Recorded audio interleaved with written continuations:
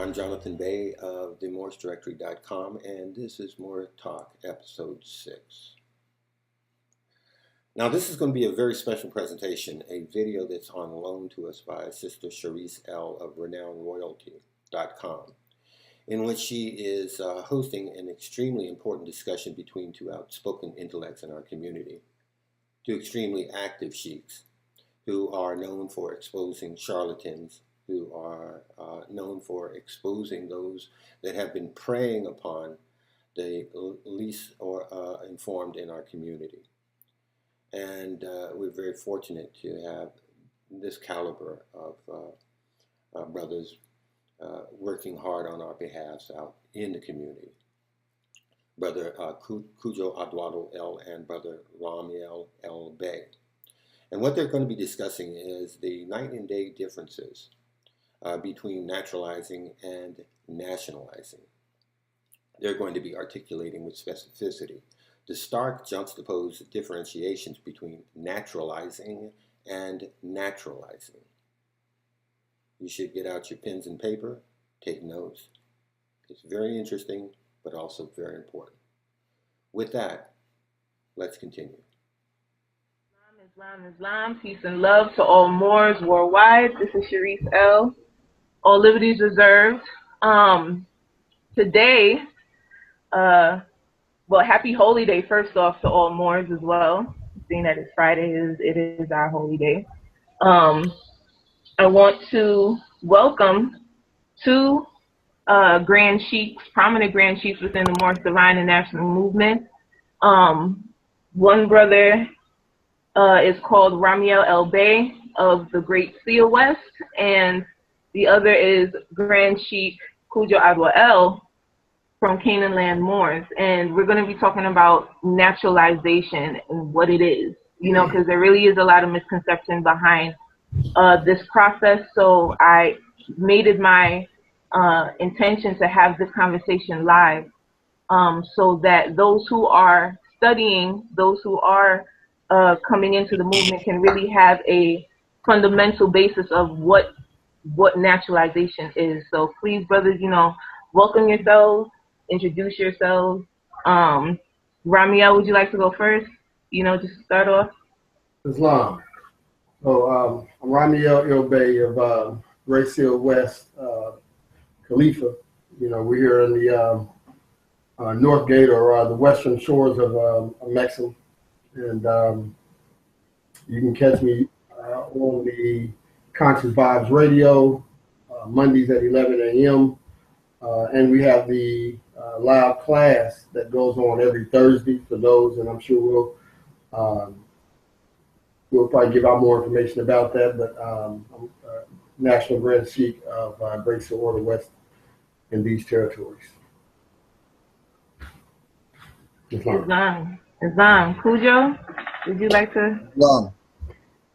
Hello to all Moors. I'm Cujo Adwa El, Grand Sheikh of America, Moorish Divine National Movement, Moorish Holy Temple of Science in Canaan Land Territory. We got our classes every Tuesday on Ustream, and you can also go to the Canaan Land Moors YouTube page. If you're looking for Moorish hip hop, willofalah.com, and you can get.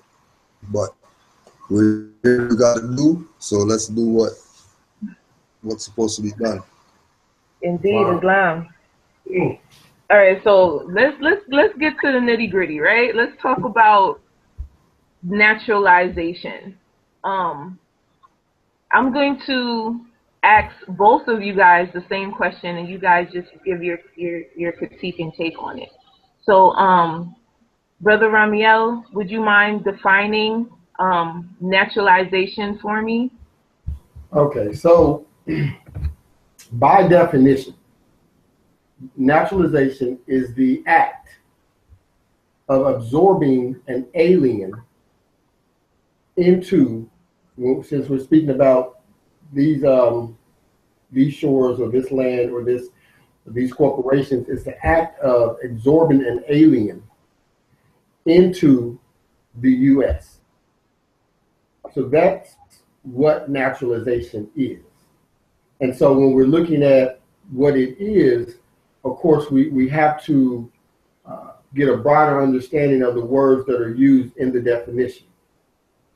The first word that anyone should want to know is what is an alien. So when we're looking at the definition, it's the act of absorbing an alien and clothing them with the privileges of a U.S. citizen. Okay, so if you're reading the definition, the law dictionary, that's pretty much what it's going to tell you. Well, an alien, by definition, in the law dictionary, in the Black's Law Dictionary, if you go to the 4th edition and many of the other editions, it will tell you that an alien is not someone naturally born in the U.S. It is someone from abroad. I'm sorry to cut your wisdom, Sheik, but do you mind being specific when you state the U.S. or U.S? What are you referring to when you state that? Okay, so the U.S., of course, we're speaking of the corporation dealing with the Act of 1871. So with the Act of 1871, you had the constitutional republic suspended, went bankrupt. So once that entity went bankrupt, you had the reorganization, and then you had the new classifications of the U.S., which now is a corporate territory, okay, within the 10 square miles of of Washington, D.C. Okay, that's the jurisdiction. Now, what has happened is that in modern terms, we tend to think of and make the U.S. synonymous with America.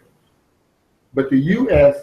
is a corporation founded on paper. Okay, the U.S. is first formed and incorporated in France in 1754, I think it is. And you can do your research on that. But then it becomes completely, the republic goes bankrupt, and then you have the capitalization and the trademarking of the capitalization that takes place in around 1871, and you'll find that in the Act of 1871. And so when we're speaking of the U.S., we're speaking of the corporation itself, which now does business as a de facto government entity. And so people think of the government or the constitutional government, and they think of the U.S. U.S.A. But that actually comes from the Act of 1871. And so whenever I'm saying absorbing someone into the U.S., I'm speaking of the corporation that is the U.S. that claims and does business as a de facto government on the shores of Northwest Amexem. Indeed. All right, so go ahead. No, are you? I want to pass the baton to Grantee Cujo. If you concluded your statement. Yes, Islam. Islam. All right, Cujo. Just to stress, everything that is presented is, and when it comes to the concept of naturalization, and Moors taking the position of saying we are going to naturalize somebody, that they are saying that they're naturalizing, or better be aliens. If they're not aliens, then are actually exercising a deliberate enslavement racket with their own people. Mm-hmm. Because when you look at Moors that are naturalizing, with foreigners who are the real aliens, talk to Europeans today, they'll tell you that we don't want to be U.S. citizens, because they realize that that's a corporation, the same thing that Brother Ramel said. If they're realizing that the thing that they put their trust to, make pledge to the flag and all that type of stuff is a corporation, and they want to get out, the only people who can do that are the Moors.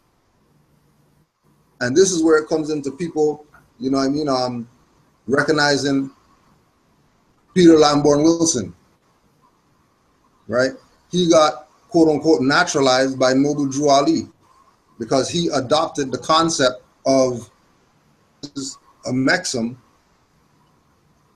and the people who I thought that, you know what I mean, were helping me out, bringing me over here and all that type of stuff, were really trying to enslave me, then the next best thing to do is to get down with the people who are the ones that are the legitimate government heirs, whatever. Same thing that today, 2016, you have Europeans like Peter Moon. Peter Moon's a Bay. You're not going to put that on his books and stuff like that, but know that he got a fez and all that stuff, and he Moore's meetings. Latif Bey, just another European that's just out there that realized that, you know what? If you got S Corporation is telling me that I'm a citizen of that property of that corporation, I'm not really a citizen. Well, I can't have that, because as a European, I know my nationality. I go back to Irish, Scottish, French, whatever like that. And right now, so the only legitimate people that I should talk to are the people who are the heirs to the land, not the black people, not the Africans, not the ancient Egyptians, not the Sumerians, not the Phoenicians, not the Nuwapians, not the NOI, not the UNIA, ACP, not the NAAIP, not any fraudulent Moorish group or whatever out there trying to say that they're the ones that's supposed to nationalize the Moors and all that. Already done. Noble Drew Ali even told the Moors that Americans born in America.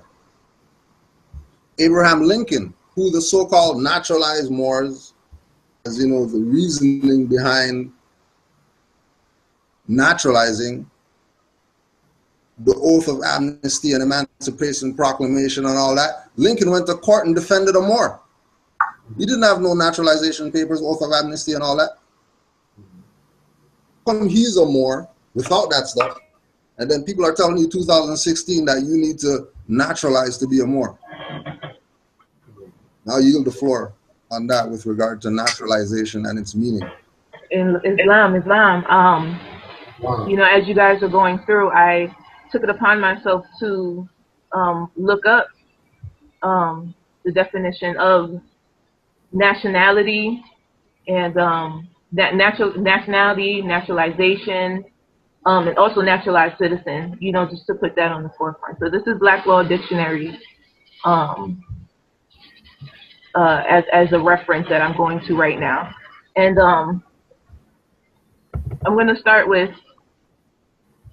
what nationality is.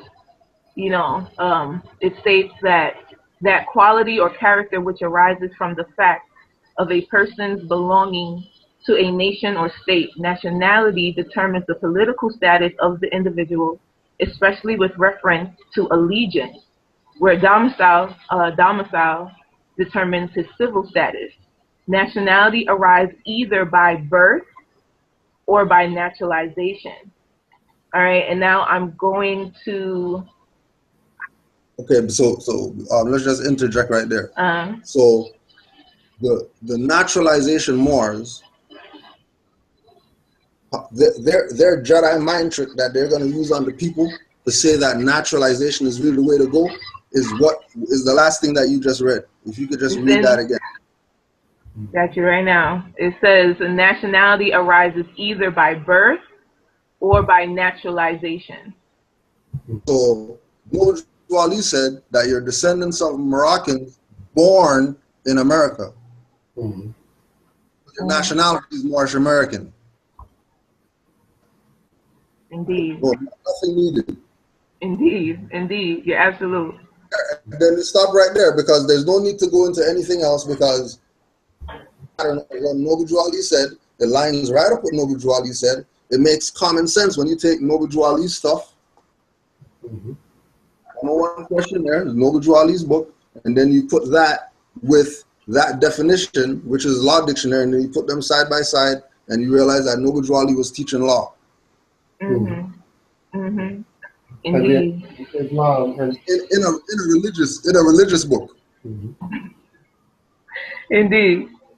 and so even with that, we have to look at the fact that there is not a document that has ever surfaced where the prophet has said that we are U.S. citizens.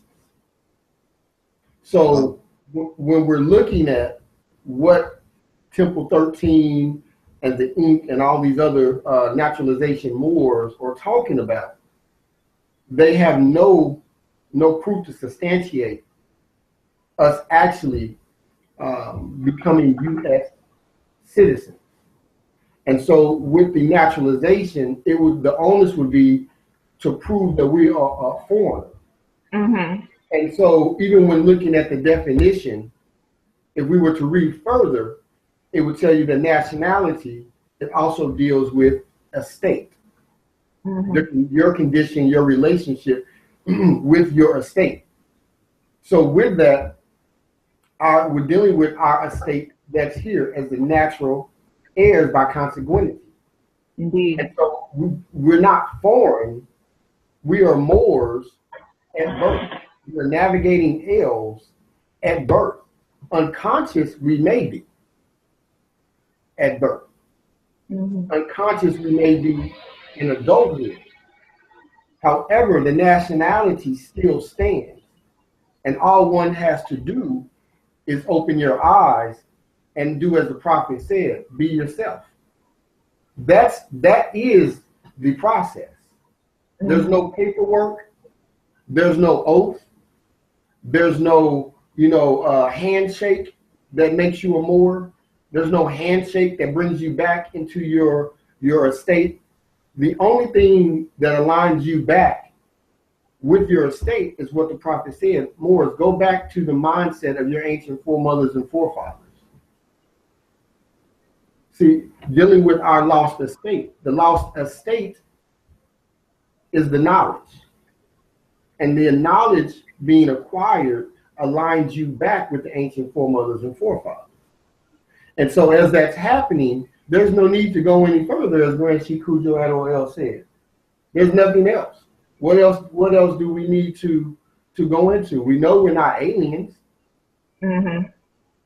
So unless you're an alien, what is the act of naturalization for? What is that for? So show me how I'm an alien. Don't tell me that I need to naturalize. Tell me how I'm an alien. Because if you can show me how I'm an alien, then we can continue with the conversation for naturalization. But if you can't show me how I'm an alien, then it's mute. Because the act of naturalization is the adopting of an alien, the absorbing of an alien. Mm-hmm. And clothing them with the privileges. Clothing. Remember, you take off clothes. So they're not privileges. Yeah. So are we talking about birthright? Or are we talking about privileges? Which one are we talking about? Because birthright is not a privilege. Two very distinct things. Right. So what exactly are we talking about? You see what I'm saying? So they have to correct those concepts because literally either they're completely ignorant or they're disingenuous. Just to quickly interject, to further, camelback up what you're saying with naturalization, the whole process of naturalization, you do have to have a nationality to give up or substitute for another. And in regards to our people, seeing that they're in a state where they don't have a nationality or they haven't even claimed the nationality as yet, the process itself isn't one that they should be going through. They have to know their own nationality. They have to recognize their innate nationality first before they can even think of wanting to be a citizen elsewhere. That's just I just wanted to interject that in. But Cujo, Brother Cujo, did you want to say something? Yeah, when Moore was talking about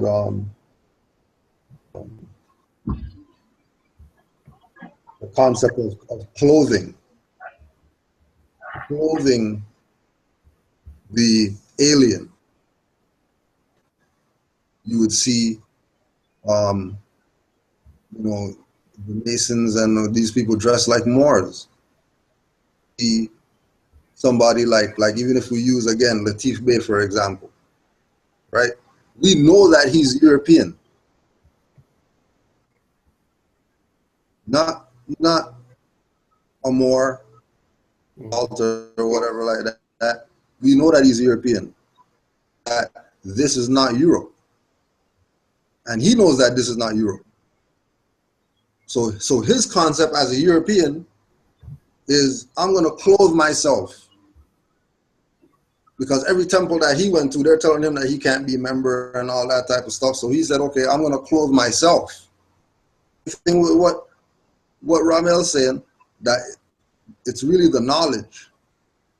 You have the knowledge, and then you go to the 5 principles, and you recognize Noble Drew Ali as a prophet, and the Moors are the actual forefathers and all that stuff, and you're going out that, then there's no issue. There should be no.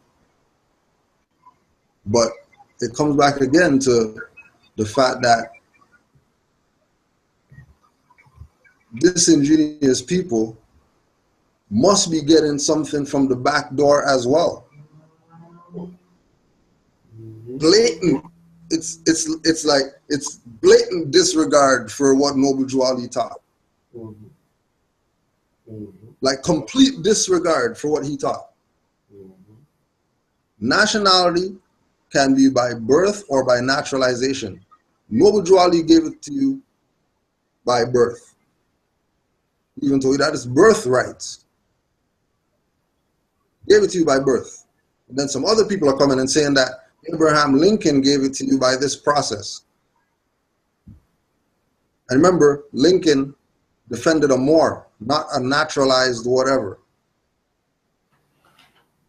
Clearly stated that my client is not a Negro within the case. Yeah. Clearly. It's not a Negro. So where do these Moors get the concept that our people are Negroes, which makes them alien, when Noble Drew Ali said, you're not Negro, black, or colored? Like he made it specific that you are not those things. And people are saying that, oh, because you're those things, you have to naturalize.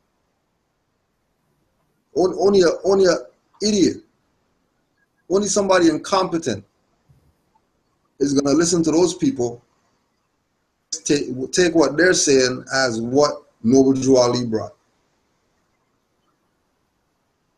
Because it's a dead end street. Alien in your own land. Even further, Noble Drew Ali said you are from Missouri. Yes, I am. St. Louis.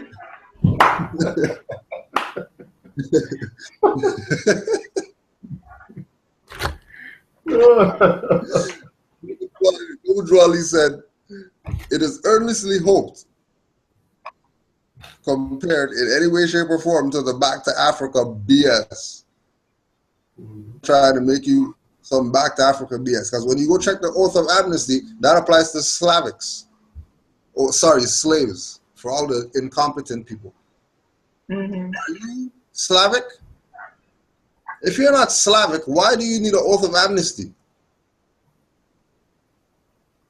And on top of that, you know, Noble Drew Ali already told you that you're Moors, you're born Moors. Right?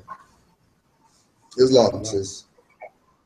Islam, you know, what you stated was very powerful, truly, because, you know, like you said, they certain temples are taking upon themselves to want these people to claim to be black, and that's why you have to go through this naturalization process. And again, the prophet put it out there, laid it out there that you are from here. We are home. This is our land. You know, breaking down, going back to what Brother Ramiel stated, speaking about the state, you know, you're basically speaking of the entitlements and the trust that was left behind from our foreparents for us as heirs to this estate. Like it's ours.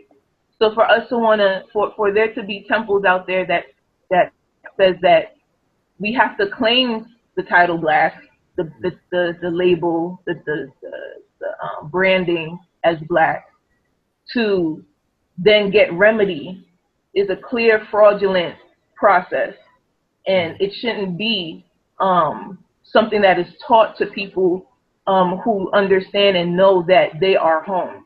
There's nothing that needs to be done as far as naturalizing copper-colored people here in Almaroc. It's not. Islam. You know. You know, one of the things too we also have to keep in mind when dealing with these people is that the prophet said that we are for the enforcement of the Constitution, the American Constitution. Now, understanding that in the Constitution here, it tells you that no title of nobility shall be granted by the United States. Well, El Bey, Day, Ali, Il, or titles of nobility. So by what power can they grant us anything? Now, also go back to the preposition that exists in the preamble. Okay, where everyone is told, if we would slow down and read and go, and as the Emir says, go back to your 3rd grade and 5th grade grammar, it says, we the people of the United States. Of preposition unites two different entities. If you continue down and read the preamble, it will tell you that to promote general welfare and secure the blessings of liberty to ourselves and our prosperity, do ordain and establish this Constitution for the United States. So the United States as an institution is granted its charter by us. So they in themselves do not have the authority to grant us anything. This is the other reasons why we cannot be citizens of the U.S. because we cannot be subordinate to that which we created or chartered for them. Then you also want to look at what the prophet said in resolution, or what was put together for resolution number 75 from 1933. And I'm going to just read a portion of it where it says, and anyone who needs this, you can look up resolution number 75, and you can put in General Assembly of Pennsylvania, where it says, many sons and daughters of that proud and handsome race, which inspired the architecture of Northern Africa and carried into Spain the influence of its artistic temperament, have become citizens of this nation. In the city of Philadelphia, there exists a Moorish American society made up of Moors who have found here the end of their quest for a home, and of the children of those who journeyed here from the plains of Morocco. The society has done much to bring about a thorough absorption by these people of those principles which are necessary to make them good American citizens. The Moorish Americans have since here missed the use of the titles, name, annexations that were so familiar at home and which are used in accordance with the doctrines of the religious faith to which they are adherents.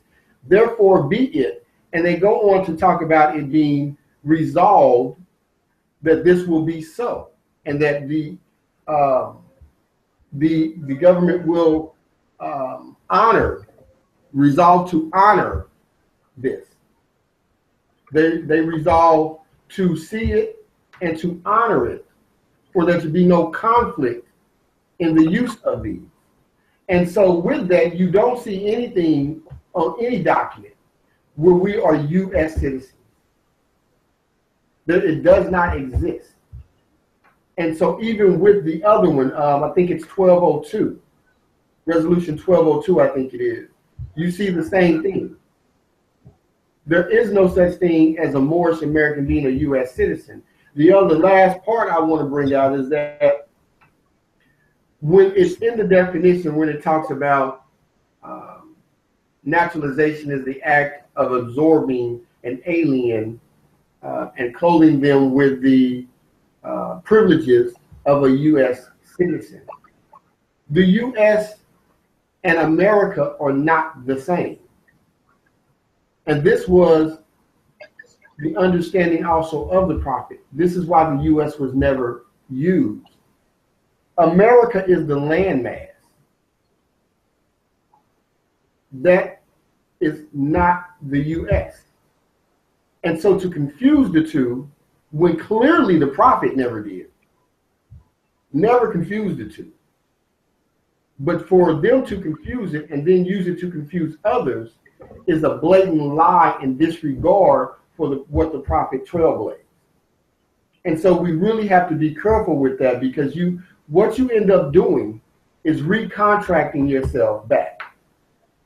So in the same act of them trying to tell you they're going to give you your L and your bay, which in itself would remove you from the de facto jurisdictions, then they're having you sign these oaths of amnesty that contract you right back. And so you have to be careful. This is why the Moors have to study. The Moors have to start studying, because these people are not letting up. And we shouldn't expect them to. Where there's light, there's got to be darkness. It's up to the neophyte student and the initiate and those who are being brought into the knowledge to study, so that they can see the clear difference in that. Islam, I yield the floor. Islam. Islam. And I wanted to add on to another angle of to the U.S. Remember that Philadelphia, right? When you hear the capital move from Philadelphia to Washington, D.C., that's because those guys were on the run because they couldn't pay the soldiers. We were on the run.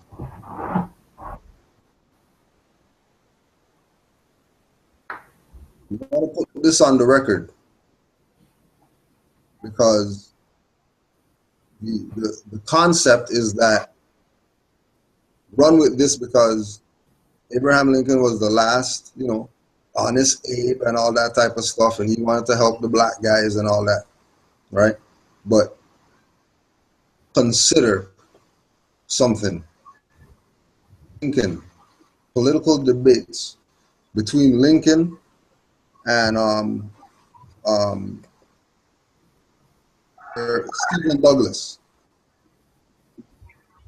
Okay, this is debates, right? And this is Abraham Lincoln, 1858, September 18th. I will say then that I am not, nor ever have been, in favor of bringing about in any way the social and political equality of races. That I am not, nor ever have been, in favor of making voters or jurors of Negroes, qualifying them to hold office, marry with white people. And I will say, in addition to this, that there is a physical difference between the white and black races, which I believe will forever forbid the two races living together on terms of social and political equality, as they cannot so live, while they do remain together, of superior and inferior. And I, as much as any other man, am in favor of having the superior position assigned to the white race. Occasion, I do not perceive that because the white man is to have the superior position, the Negro should be denied everything. I do not understand that because I do not want a Negro woman for a slave. Necessarily want her for a wife. And is that I can just let her alone. I am now in my 50th year, and I certainly never had a black woman for either a slave or a wife. So it seems to me quite possible for us to get along without making either slaves or wives of Negroes. I to this that I have never seen, to my knowledge, a man, woman, or child producing a perfect equality, social and political, between Negroes and white men. That's an excerpt. Exactly. So when we have as a reference point, we have a prophet as a reference point, and then people are going to show you somebody else, and then they're going to take the picture of that guy with his hand on the book, and then put that picture next to Noble Drew Ali with the picture with his hand on the book.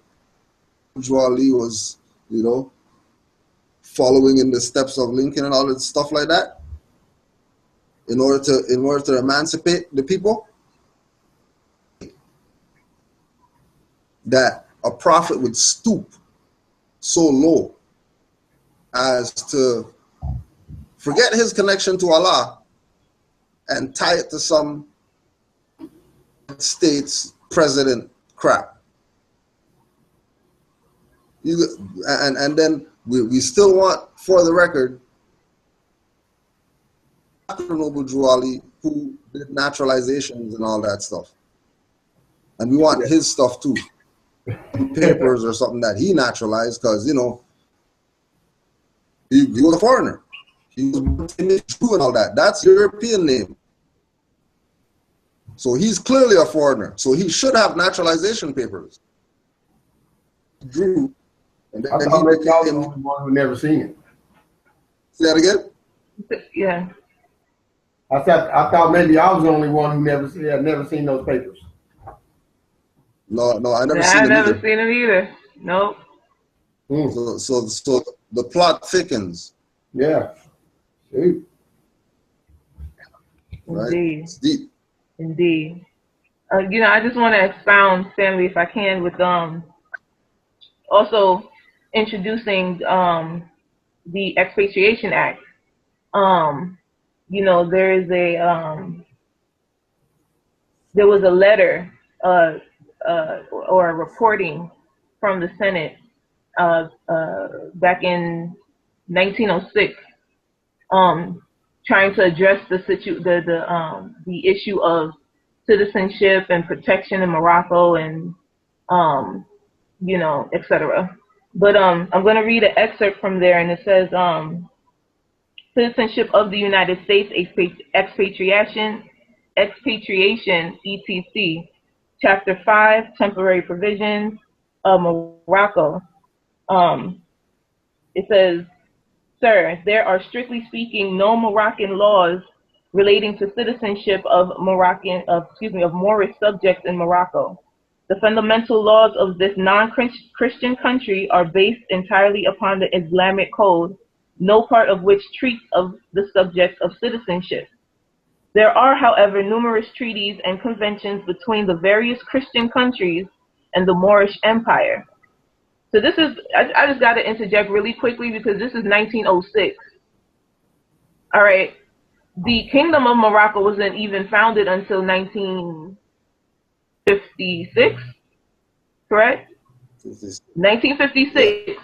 And in this report from the Senate, they're speaking of the Moorish Empire and the treaties that other countries made along with the Moorish Empire. All right. So for those who are questioning if an empire even existed, clearly to the Senate it did, for them to have to report it. All right. So continuing on, it says, there are, however, numerous treaties and conventions between the various Christian countries and the Moorish Empire by means of which citizenship in this country is defined. But as I understand from the above acknowledged instructions, that is not the desire of the department to call for a report upon such lines. I will therefore confine these remarks to general conditions existing, which may possibly be of some use in connection with the information desired. 1. Citizenship in Morocco may be said to be governed by the laws pertaining to the same in other countries, with the exception that all persons residing in Morocco who cannot prove foreign citizenship or protection are considered ipso juro as Moorish subjects. So right there is saying, if you can't prove that you came from somewhere else, automatically you're Moorish. You're under the dominion of the Moors. Am I correct in stating that? Love. Okay, just making sure, you know, I'm reading right. And then it says 2 and 3, Moorish subjects lost their nationality only by becoming naturalized in or protected by another country having treaty relations with the Moorish Empire. So Okay. now it's I want stating, you to go back. I want you to read that form, that line form one more time, indeed, please. Moorish subjects lost their nationality only by becoming naturalized in or protected by another country having treaty relations with the Moorish Empire. Now, just to interject, could you just read that one more time? 3 times the charm? Just so we're sure what you just said. 3 times the charm. Since the topic has to do with naturalization and stuff like that, let's just to make sure Threw it in. I hear you. that we're here. Yeah, to make sure. Moorish subjects lost their nationality only by becoming naturalized in or protected by another country having treaty relations with the Moorish Empire. Now, Britain has treaty relations with the Moorish Empire. Yes. Every European nation has treaty relations with the Moorish Empire. The U.S. Corporation has treaty relations with the Moorish Empire. Yeah. That's why, you know, Michelle's going around and posing with the flags and stuff like that. Hillary going around posing with the flags. Have treaty relations with the Moorish Empire. Now, if Moorish Science Temple of America was incorporated into that corporation, Moorish Science Temple, through United States Corporation, has treaty relations with the Moorish Empire. Naturalize, you lose your nationality. Science Temple of America tells you that before you even go in the building,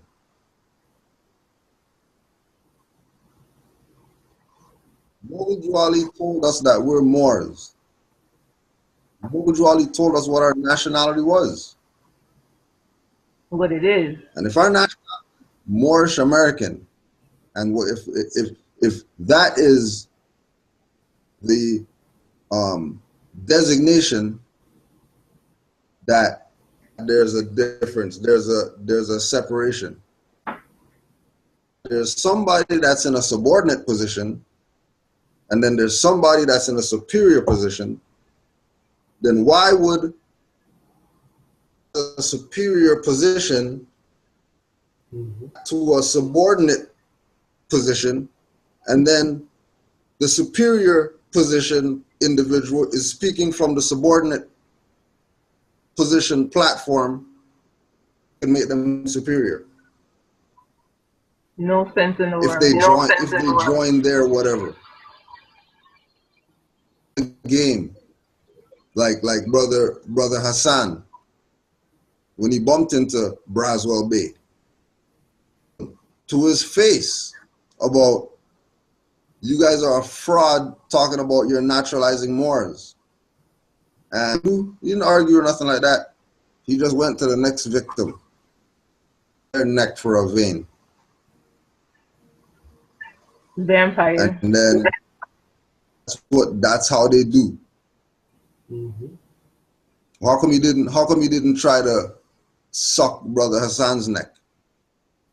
Come, why? Why didn't he keep going and try to, you know, like how they do with us or whatever, when we bring up you guys are a fraud and how they defend their naturalization stuff? How come he's been a Grand Sheik for 40 years or whatever, when this young Moor challenged him on what are you talking about naturalization, and using all the references that we used tonight, minutes, all the references that we used, he used with the Grand Sheik of the naturalization people. And the Grand Sheik tucked his tail and went to go find another neck to suck. It's funny. Think about it. It's funny. You know, like that reminds me of a instance where I was on Facebook and I was conversing with Kamal Bey, and he's the supposed sultan, or you know, His Majesty of the Amexem Moor Empire, which also naturalizes Moors. You know, he's one of those that he instructs people to call him Sultan and Your Majesty and all of this. And you know, it just to sum it up, I question him on what gives him the right to even want to miseducate people in naturalizing, thinking that naturalization and nationalization is synonymous, because that's the argument that they would tell people. It's one and the same, you know, it doesn't matter. So, you know, just you naturalize, you go through the naturalization process to become, to get to nationalization. And the same thing I brought up right now as far as the Expatriation Act, I asked him to explain this point right here, where it clearly states, once again, Moorish subjects lost their nationality only by becoming naturalized. You know, so what is it that changed? You know, what law was passed where this is not the case anymore? And he just segued from it, saying, you know, oh, Obi-Wan Kenobi, you know, he was talking some Jedi, you know, trying to tell me, you know, how young and naive I am because of what I was asking. And he couldn't answer, you know, a direct answer could not come from this man. And not only did he block me from the Great Seal group that's on Facebook, you know, because that's where the conversation took place, he deleted the conversation and then barred me from there from being even able to have this kind of conversation. And this is clearly a conversation that needs to be had publicly for the record, so everyone can have access and understanding of this information. You know, the misconceptions is what entraps our people. You know, the backdoor conversations and conferences that Noble Jew Ali, I could have swore, pretty much eliminated, saying that he took all he removed the veil. So why is it, what is it that these you know, these self-proclaimed sultans, naturalized people, what is it that they feel or assume as authority to want to not only hide certain information, but also dispense the wrong concept to people to further entrap them and further enslave them? I don't understand. Well, let's look at it that, right? Let's just say, for example, right? Let's just say, for example, Taj Street Bay, right? Decided to say, master educator, decided to say, you know, he's a sultan or something like that, right? You know what we're gonna lose? Explain for me why. Please do expound on why. Because it's a lesson of ancient times that the priesthood is dead. And talking about, oh yeah, here's the podium, the soapbox, and they're on the stuff trying to get your attention and trying to get you to do whatever. And then they're gonna rent a bus and whine on girls and stuff like that, put it on YouTube, talk about leaders and stuff like that. Know that That's the priesthood. Mm-hmm. Dead. Clearly by their actions, the priesthood is dead. Make you run out and eat grass because Jesus said it and stuff like that. Priesthood is dead. I'm pretty sure. Right? Priesthood is dead. Mm-hmm. I mean, high horse and all that stuff, when they're standing on the ground with you and they talk about high horse, people are probably corrupt. Because, and the key term that you use is self-proclaimed. One of the, the Moors that, we use for target practice, Wrong L. Wrong L is one of those self-proclaimed Moors. You check certain people's track record, you find out they had 50, 100 titles. How come you just switching titles and stuff like that? Every week you have a different title? And then those are the people that people are taking serious. Opposed to these people being their own priests and actually putting the work in. If you want to walk on water, you go walk. We walk on water for you so you can say, yeah, we walk on water as Moors. Taxes off as Moors. But you never put your nationality card down yet and got taxes off? You can't talk about you got anything off. You never a man and gave nationality card? You know what I mean? The Moors did something. Mm-hmm. Being what you know. It's not about hear what you think, it's about being what you know and,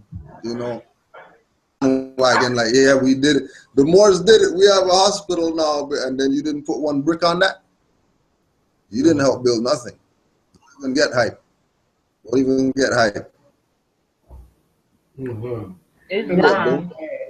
I'll add that when we're looking at the issue of naturalization, one of the things that you have to ask these guys is that, is there anywhere when dealing with naturalization that it deals with my estate?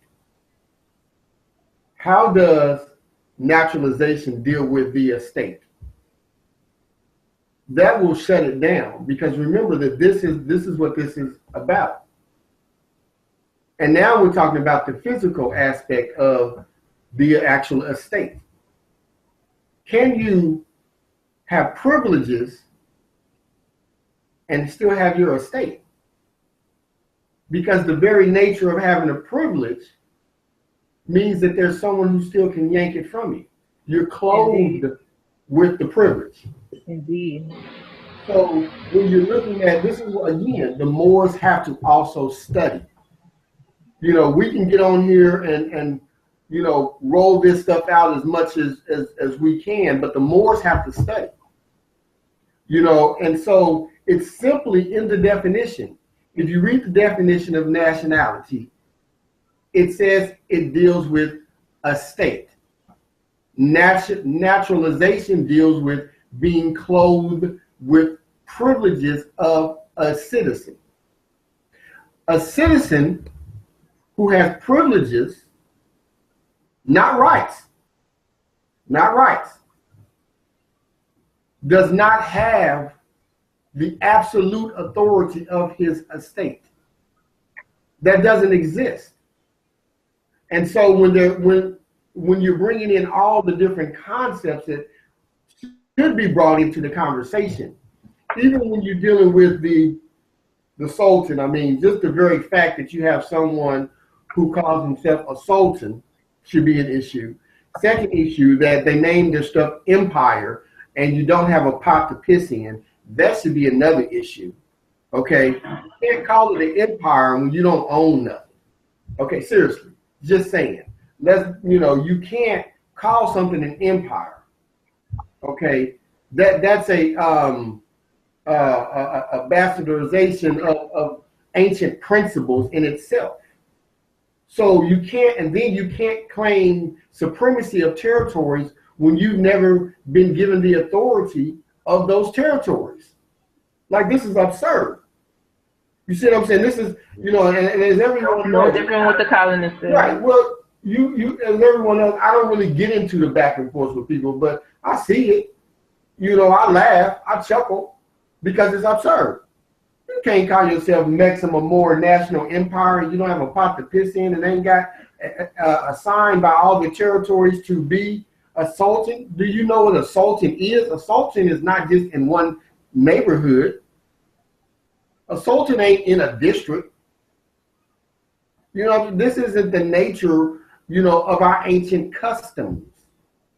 And then to talk about naturalization, what they're doing is literally bringing people's estates and turning them over to them and claiming that. And this is part of the reason why they're doing this to people. Because, but again, the Moors have to stay. You can't, if you are not smart enough to listen or look at somebody and they call themselves a sultan, and when you see their videos, they doing it in a basement, that's the issue. Like, for real. You're going to do your videos in the basement and call yourself a sultan. I'm confused because I've never seen a sultan of a nation actually do that. Just saying. Maybe it's just me. Like I said, this is why I don't get into this stuff. Because I'm a common sense dude. You stop laughing at me, Reese. I'm just saying. This is why I don't get into this stuff. Because if it don't make sense, it don't make sense. You can't be in a basement calling yourself. You can't say you have an empire and you're in a basement doing a video or in somebody's front room. If we look at, I've never seen the Emperor of China do anything from a basement. I've never seen the president of the U.S. corporation do anything from a basement. I haven't seen these things. So if our people don't have enough common sense to see these things and not look at them and understand the frauds that they are, it's just like I got calls from people when the dude was talking about signing up. If you give him, or I forgot what it was, like a couple of years ago, I'm sure y'all remember, where the guy was talking about he was over the new trust or the new national government of the world, the monetary fund. He was going to give everybody 3 million or 4 million notes, not last November if they had signed up by then. And you got people actually going for this. Like, he's been given the authority as the new king or something he was calling himself. And he's in the Philippines telling everybody that if they do, I forgot what it was because it was absurd. But you have people who, our people are looking for too much of a way out. They're looking for the quick fix. And that's part of the issue. You should easily be able to read a definition of nationality and the definition of naturalization side by side and see that one doesn't deal with your estate. One deals with privileges. Even that in itself should be enough without us having to go too many places when you see that we're talking about claiming our lost estate. But in the definition of what these frauds are telling you to do, there is nothing dealing with your estate. The only place that deals with your estate has to do with nationality. One deals with privileges, one deals with the estate. Which one do you want, the privileges or the estate? Because the privileges don't have the estate. Islam. You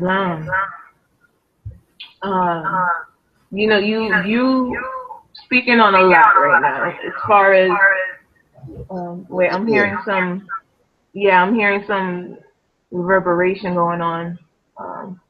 Okay, I don't hear it anymore. I'm still audible to you guys? Yeah. Okay, cool. But yeah, you're speaking on a lot of heavy things right now, as far as our people needing to be able to just realize and see things for what it is, such as individuals who claim to be something, but the stature that they're claiming clearly it's not being exemplified through conduct. It's not, you can't see any form of action being taken on their part where there's a validity that can be stated in what they claim to be, you know. And as Cujo stated previous, you know, more as we understand, you are what you know. You become what you know, right? So with that, it's like, understand the application of information and knowledge is what builds your character for you to be able to stand on, to stand on that and to present yourself in a certain light. You know, for instance, you have people out here, just like you have these fraudulent sultans, you have these fraudulent scholars as well, you know. And I'm just segueing right now on individuals who really want to take it and make it their mission to try and badmouth Moors who are teaching people lawful information, you know, civics, pretty much the things that we should have learned in school. You know, all the English history that we were indoctrinated with has nothing to do with us being American and living on American soil. You know, it doesn't make sense that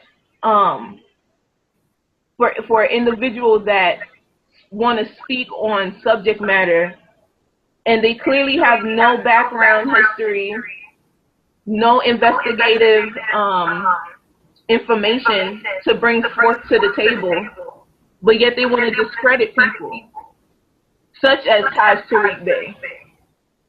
You know, there's been a couple of videos that's been going on. I'm hearing the reverberation again. One second, let me just double check if it's my mic. One second. Islam? I can hear you fine. All right, I don't hear it anymore. I don't know what's going on. Maybe they tapping me. I don't know. Big brother always watching, so whatever. But when it comes down to people who want to discredit Moors and the information that they're bringing forward, there needs to be substantial proof with your claim. Otherwise, it's just straight slander. Otherwise, it's just, you're just discrediting an individual, bashing their character for no apparent reason outside of hatred. Not for just not only for that individual alone, but for the nation that individual represents. Because we as Moors understand those who do affix the title to their appellation, their free appellation, the L's, the Bays, the Days, the Ali's.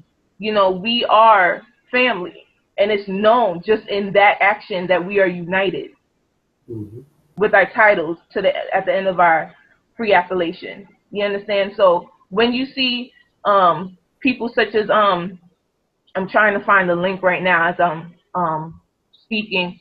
Brother Cujo, I'm not sure if you have, would you happen to have the link? Or be able to pull up the audio from, what's the guy from Hot, what is it, the Hot 97? Oh. The Star guy? Yeah, Star Chamber. Yeah, that guy. Star Chamber, that's what it was. Okay, that's what I need to look for. Because I was searching for it, because within the first 2 minutes of the clip, there was a Moor who called into the show, and this so-called reporter took it upon himself to interject the caller from voicing his opinion just to try and coerce him into denationalizing himself and called himself a black man.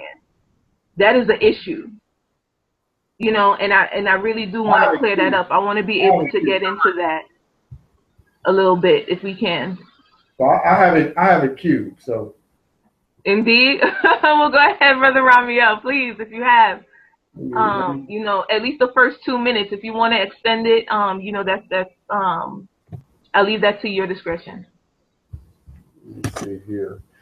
Okay, let me go to this fraud right quick. Can everyone see it? Can you Yes. see? Yes. Hold on, this is Jamal, aka Critical Thinker. Hey, what's up, man? How are you? I'm Chief, man. I'm most noble. Okay.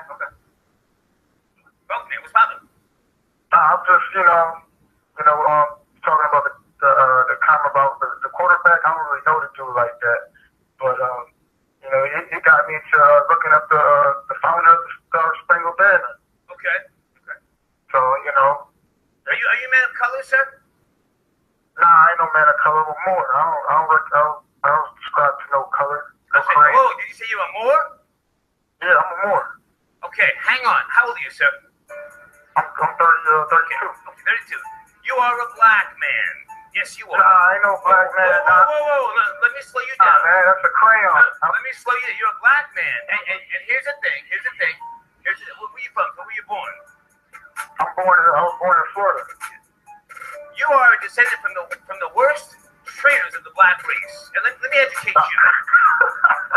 Laugh if you must, but I'll educate you on some serious shit. You ready? Nah, man, nah.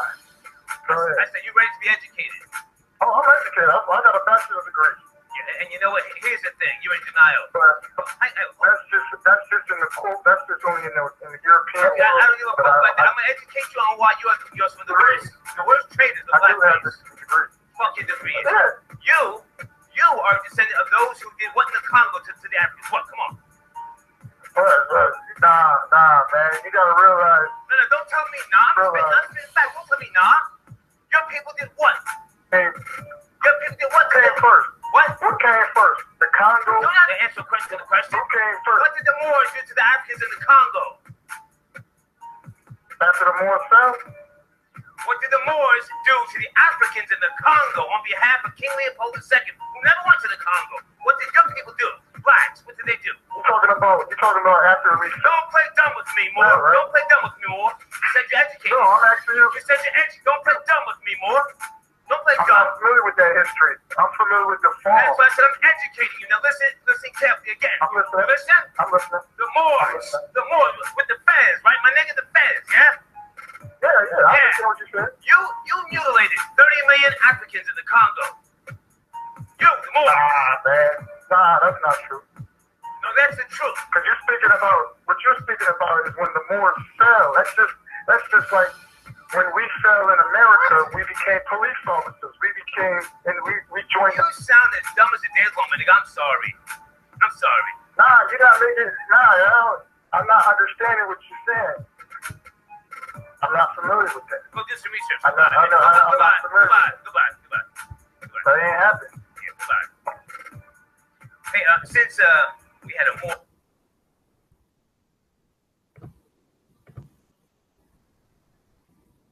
All right. There were a few issues with that little clip. All right.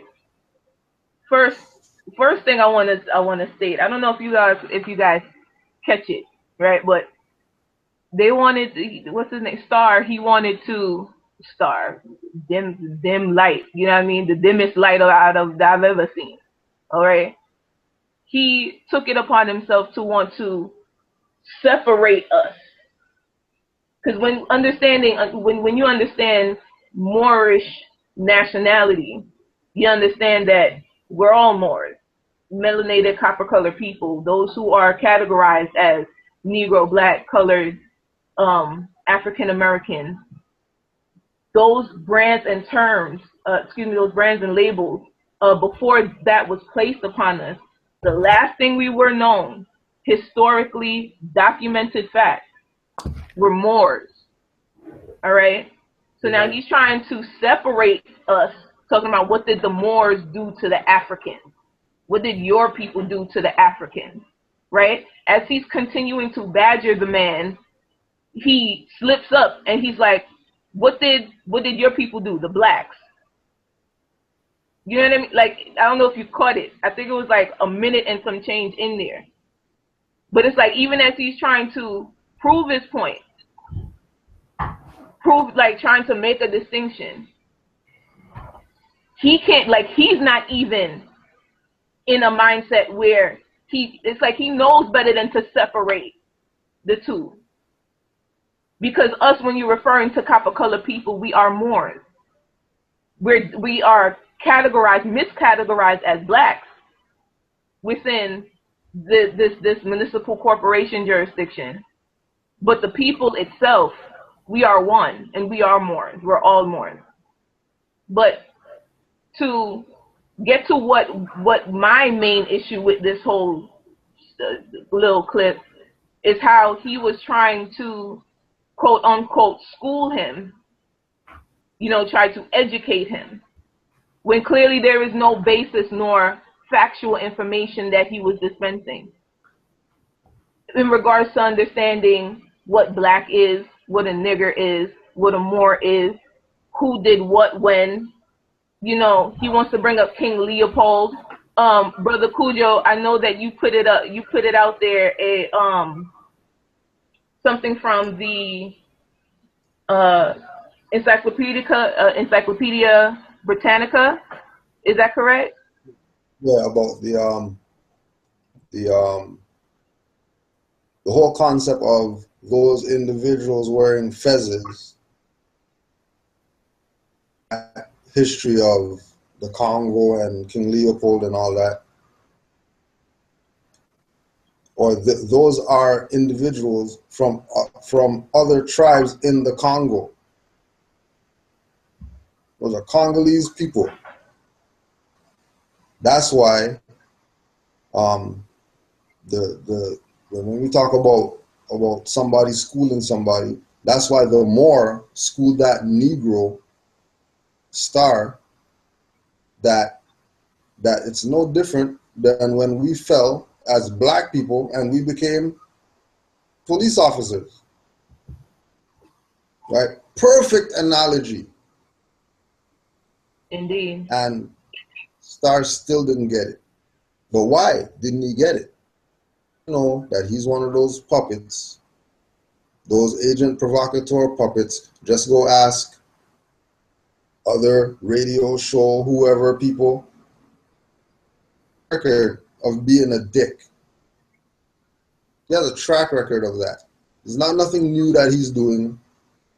This is his whole game. And it was like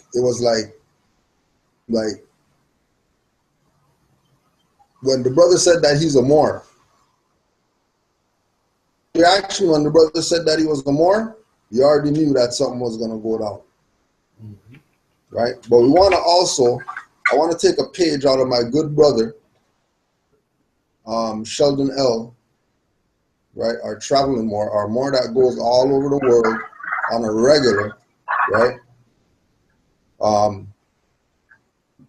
That was very key to Moors having a solid position against people making these claims, right?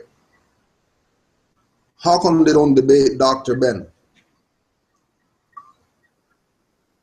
That. Well, let's just see what we mean by that.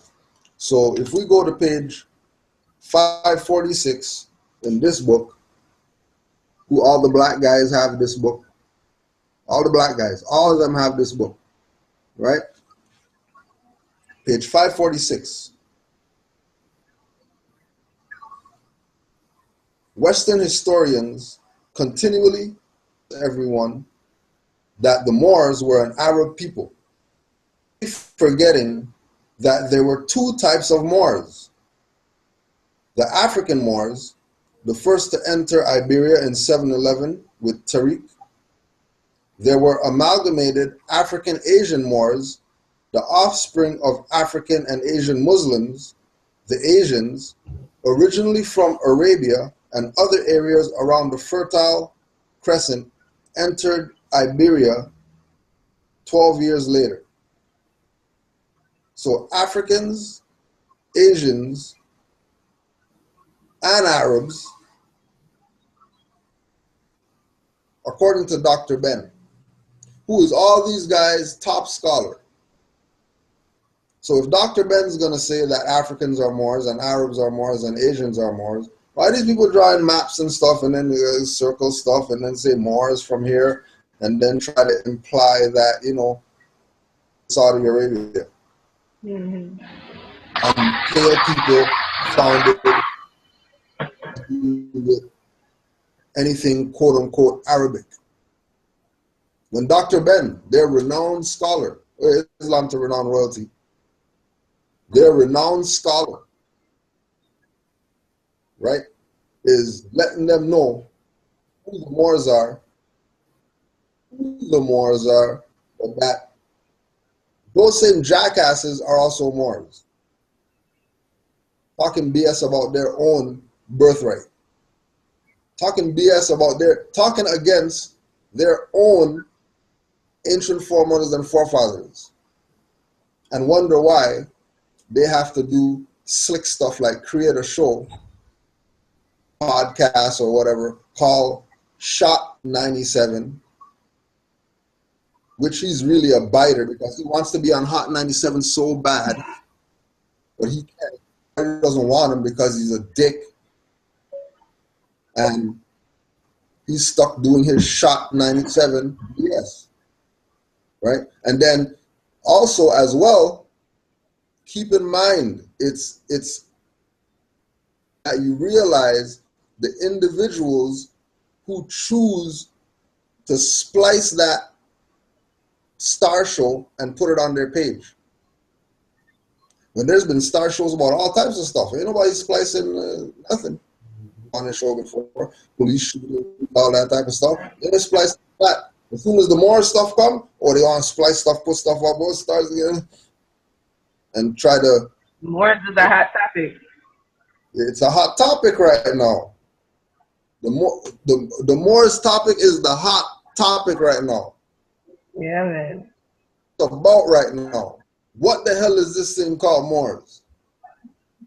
Everybody wants to know. And it's like what brother's saying, once people study, everybody's going to find out. And all these people who've been playing games with people's birthright for the past 20, 30, 40, 50, 60 years or whatever like that, people realize that these people have been playing them. We are going to just have to sit back. You know, I remember when Noble Jawali said, went to an old sheik. Sheik, you know, we need to build up this land or whatever, you know, give us some people. And the old sheik said, put those Moors over there because they're not going to do nothing. It's the same thing that's going to happen when the people realize and they come to the Moors and they say, Moors, who the hell's been playing around with my birthrights all this time or whatever, made me lose my stuff? Oh, see those Moors over there, the naturalizing Moors, and I'm your Sultan and I'm your Prime Minister Moors, and we started this organization and we're going to go to the UN and get you your stuff back, Moors. All those Moors were the ones that sold you your stuff. Just study it for yourself to find out what it is. Islam. Islam. So, if you don't mind, if I interject on that one point with the Not at all. star guy, I want to, along with what the book that Brother Kujay read, also introduce this book into everyone's libraries. And you're going to find on the page, that area, I'm going to read two different pages, paragraphs out of it. And it says, now when Claudian wrote, and for a long time after, Moorish signified a great deal more than a native of Mauritania.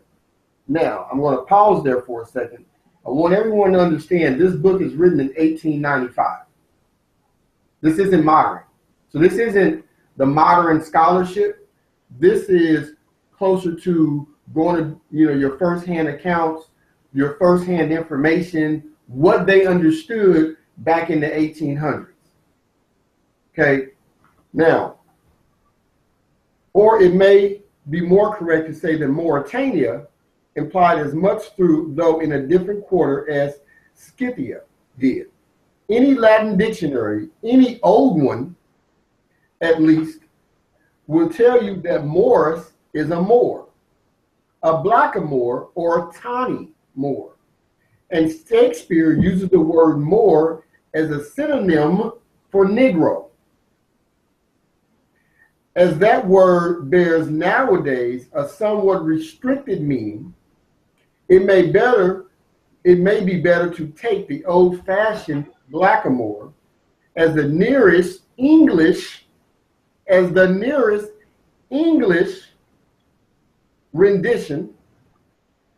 rendering of Moorish, signifying thereby any black or brown-skinned man.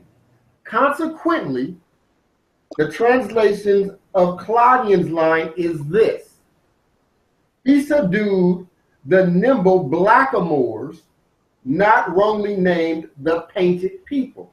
And that's one part.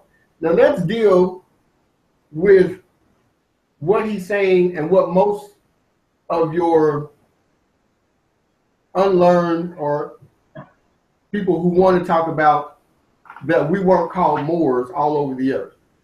Okay, so now we're going to go to page 49. Remember, this is written in 1895. So this isn't a modern change. This is what they knew of us in the 19th century or the 18, 17, 16, 1500s.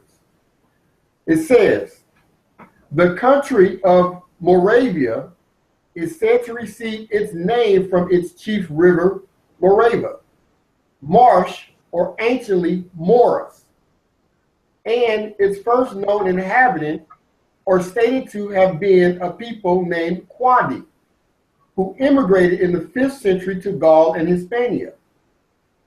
The river Morava is tautologically for Moravia, or Morava, is Moor River. Whether Alba be regarded as Celtic or Gothic or a language older than either, it is not unreasonable to conjecture that the Quadi who went into France and Spain may have borne this name Moor, the other having been given to them by outsiders or vice versa, meaning that they were calling themselves Moor and that the others started calling them Quadi. They seem to have been known to the Romans, against whom they fought, by the first of these names. Lemprey gives several nations bearing names beginning with Moor. The Mori or Morenius in India, the Moruni in that country also, and the Moruni, a people of the Belgic Gaul, or the shores of the British Ocean, or examples. The Maori of Mauritania, or perhaps the most notable examples of a nation bearing this name, though in a slightly altered shape. Stop with the games, people. I mean, like, for real. Let's stop with it, because I've heard Cujo bring up Dr. Ben Yakinen several times. And in the same point that I've heard Sinetta, Reggie, and the rest of the Federation of Debaters mention Cujo, and then have the audacity to mention Dr. Ben in the same time talk, as if they ignoring what Dr. Ben presented. On the video, he presents the fact that we called ourselves Moors. This is Dr. Ben. So, if you're going to say that this is your master teacher, and I've heard, who was it? I think it was Shaka. Is that what his name is, Shaka? Shaka almost. Yeah, that guy. The guy with the one with the weave in his head. The guy with the weave. The singer. That guy. Lord. I've him in one breath talk about the metanetter and all this. So let me give this for those who may not understand the actual meaning of the attribute of MOOR. The root of MOOR is the MR. It's the MR. That's the root of it. Understanding we don't have any vowels in ancient linguistics or language. There's no vowels. The root is the MR. So you're going to find that root in the metanetter, meaning beloved. It's pronounced MOOR. That's the pronouncement. You're going to find it in the name Tamari or Tamare. Ta meaning land, Mary meaning beloved. So you find it meaning beloved land or land of the beloved. Now, let's go further back than that. Let's go back to the cuneiform, where you're going to find that the region that is now known as Ethiopia was known as Moruk. This is a fact. You can go into the ancient cuneiform, where the region is named Moruk, and different provinces of the region are called Meru. What you have to also understand with the time period is being called Moruk is that this is the time period where, using a modern word, where Babylonia and Mesopotamia were provinces or colonies, and they weren't colonies, but this is a modern word so people can understand, meaning governed by the same rulership. So Mesopotamia and Babylon at this point were governed by the people of Ethiopia, and they were, in fact, the same people. So during the time the cuneiform is written, the people of what we now call Babylon, Mesopotamia, the Middle East, were calling their home Moruk. This is a fact. This is ancient history. Now, you go into the stories from Asia.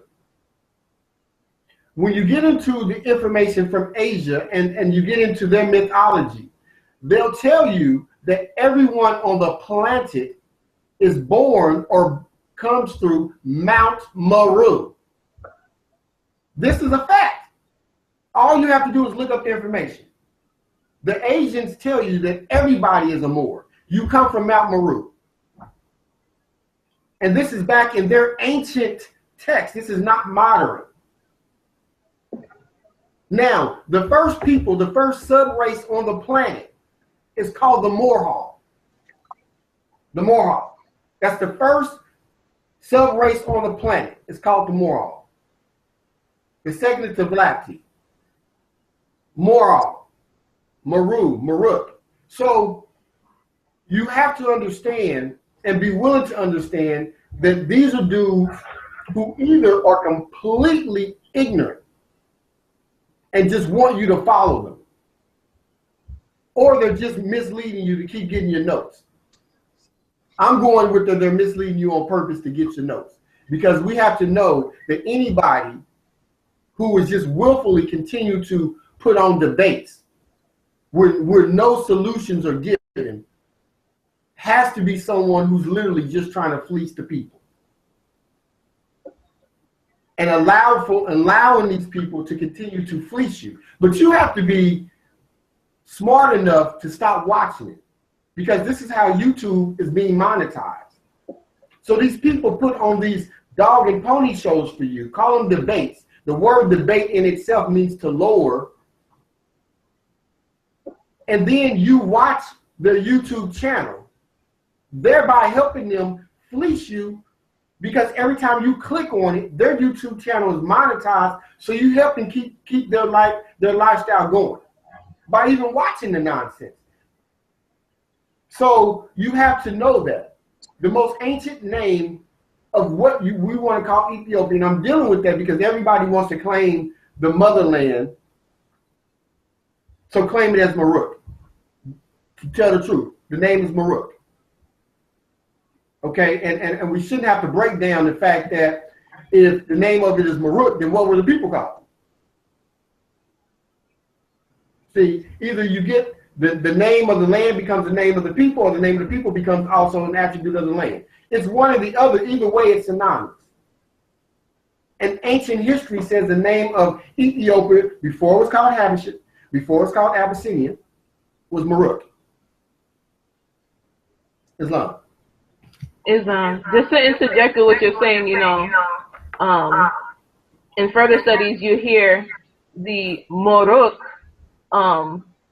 it segued in translation throughout time to be Yuruk, right? Yuruk, where you would, this is where you would get into the story of the Epic of Gilgamesh, you know, where they're speaking of these demigods and such. So you get to understand why that area is so prominent in the biblical trails that goes on within the Bible. You understand, you know, just that land area, why it was so critical.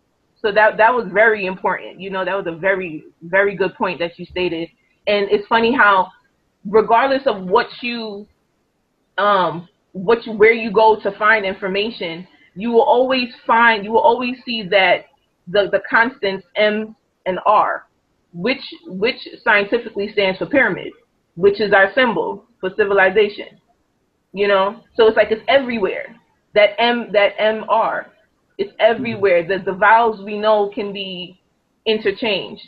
You know, when you understand the principles of linguistics, Exactly. vowels is interchangeable. But the constants, when you focus on that, then you can really dispel a lot that these so-called scholars try to put out there to mislead people and divert them from understanding where to really find information. You know, even with even here, like with the Amazon, at one point it used to be called the Madanon, like that area was called Maranon, like, you know what I mean? But now it's Amazon, and then it's like, you know, it's just different dialects being spoken throughout time, and it kind of segues from the original word, but at its root, you know what it means, you know what it signifies, you know, and that's what people need to get as far as when they do their research and, you know, they're studying, get to the root, get to the matrix, get to the meat and potatoes. Don't deal with the connotation, don't deal with the opinion of an individual, you know, when you read something. Go ahead, family. The last thing I'll say, then we can move on to the European guy. Whenever you're ready. Yeah. The last thing I would say to anyone who wants to talk about the things that the Moors did and bring it up. Two things. Yes, you had some Muslim Moors who did it. So what? What else we got? So because there were some Muslim Moors, which really is how we should be saying it when we speak about different sects, because we're all Moors, you have to speak of them referring to their particular tribe or understanding, belief, travels, whatever. You had certain Muslim Moors who did do that. So what? So, because this is what's been going on all over the planet with Moors for thousands of years. So what we're going to do, or what they're going to do, is take what happened 300, 200, 175 years ago and say this is the rule of the Moors. Although you're going to call, who is it from Stolen Legacy? I forgot his name. Who is it? G.M. James. There it is, G.M. James. You're going to speak about him, where he tells you that the Moors were the light bearers of the knowledge coming out of ancient Kemet. So what you find is that you're just dealing with a lot of hypocrisy on that. You know, so yep, you have Muslim Moors who sold some of the other Moors into slavery. Got it, thank you. So what? What else you got? Because that doesn't bother me. Because I see Moors who are classified as black, Negro, and colored selling us out every day. When we were in Ikuta enslaving each other. Same thing. When we were over here in the shores of Northwest, Southwest, and Central Amexem, we were selling each other out. I mean, how do we think that they colonized the world? Do we actually believe that these Europeans who we taught to navigate, that they actually went around the world and just destroyed us all? So if you want to say that there wasn't Moors were just one set of people, then also go back and look at the different territories, because the Moors, the Muslim Moors, did not go into all different parts of Al-Kebalan and grab everybody. You have different nations who they would not want to call Moors who were doing it also. You had Moors over here in the tribes who were selling out other Moors. You have Moors today selling out other Moors. You have Ray Lewis talking about Kaepernick when he should be standing up saying, okay, I'll support him. So what's the difference? Why is that what we want to lean on? You want to lean on it because either you're taking a backdoor payout, so you want to actually discredit the movement, or you're just ignorant and stupid. I'm going to go with probably both. Islam. I just wanted to interject. One thing to add, as you brought up Ray Lewis and Kaepernick, whatever Moore's name is, keep in mind that Ray Lewis is with Bratton Bay and those people.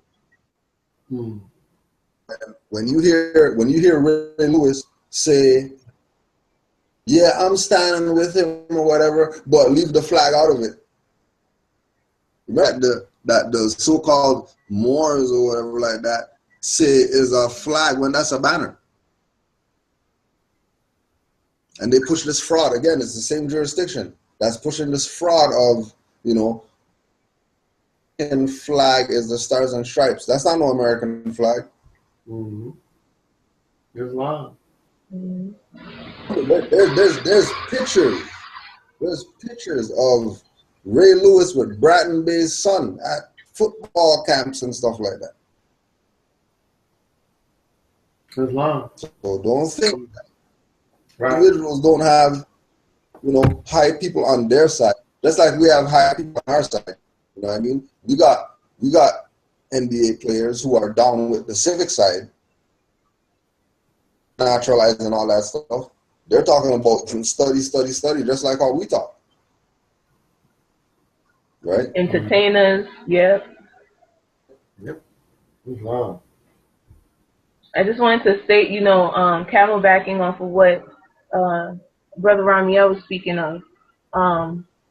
I know, Cujo, you put it out there, the Adunga man, you know, taking his people, you know, going, pillaging different tribes and stuff like that.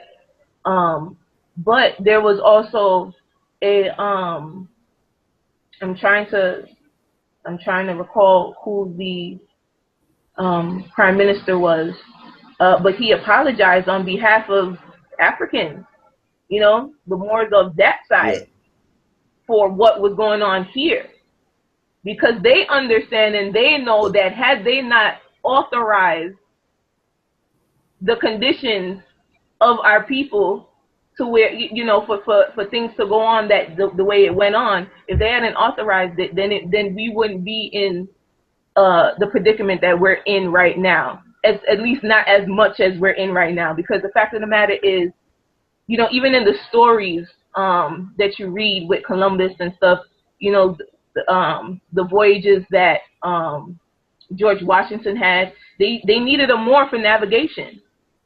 You know, our ancestors were known as the masters of the seas. So of course, when you have to take a trip, you're going to be going to the navigators who know where they're going. You see what I'm saying? So it's like when you take that into consideration, understanding that, you know, you have a man who recognized that and apologized for that, but they hide that though. They did hide that. I remember that distinctly. But if you can bring that up, please do. What I was gonna interject when you talked about navigators, we're just gonna go to, you know, their esteemed scholar once again, Dr. Ben.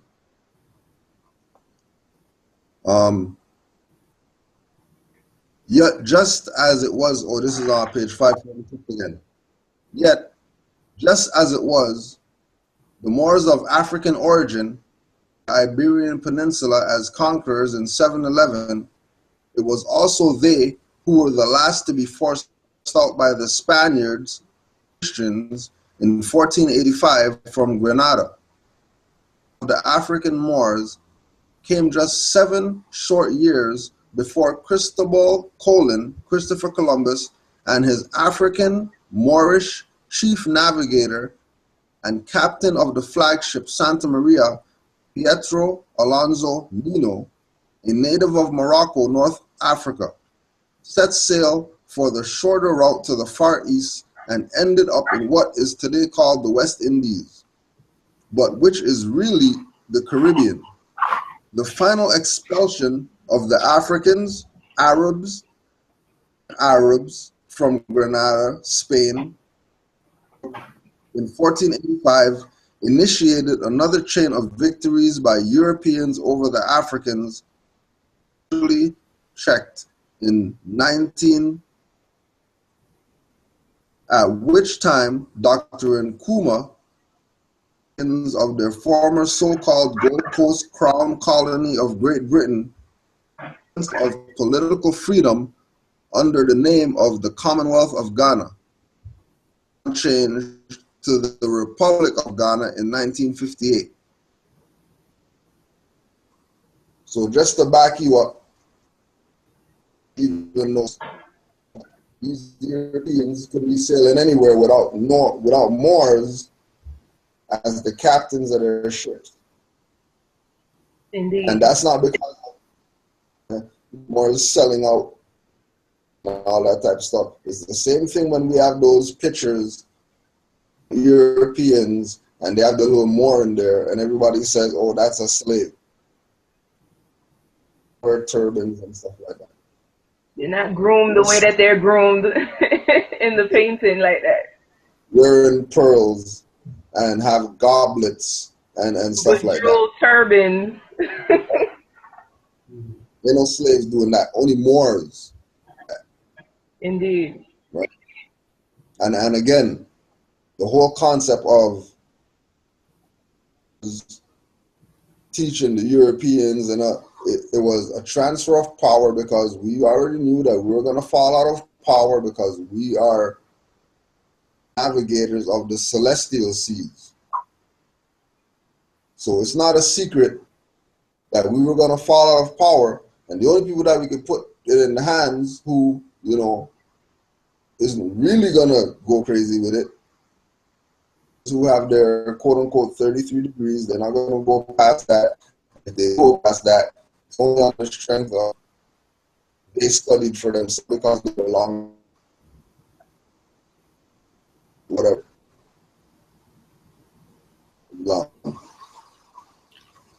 Islam.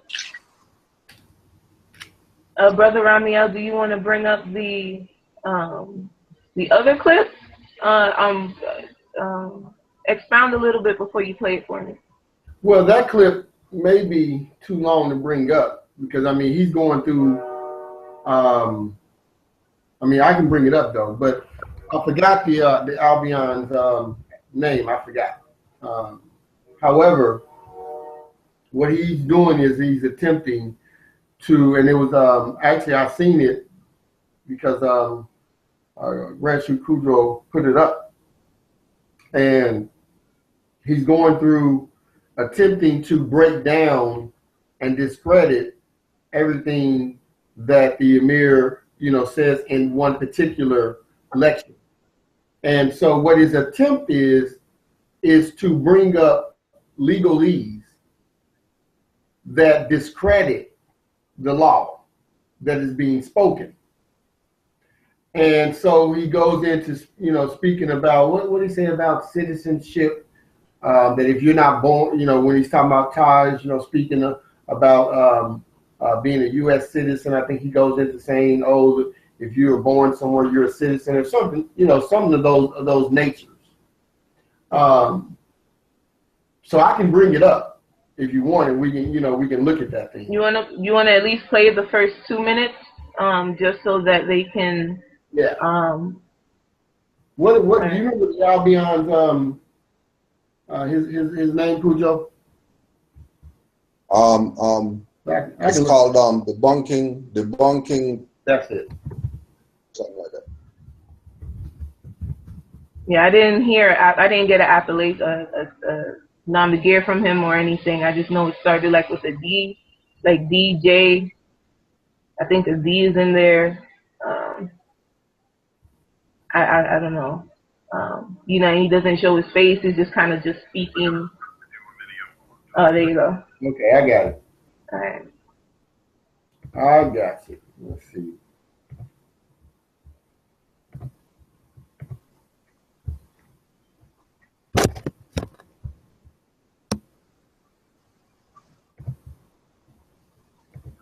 And what I've decided to do, just to make it easier for me, to make a series that way.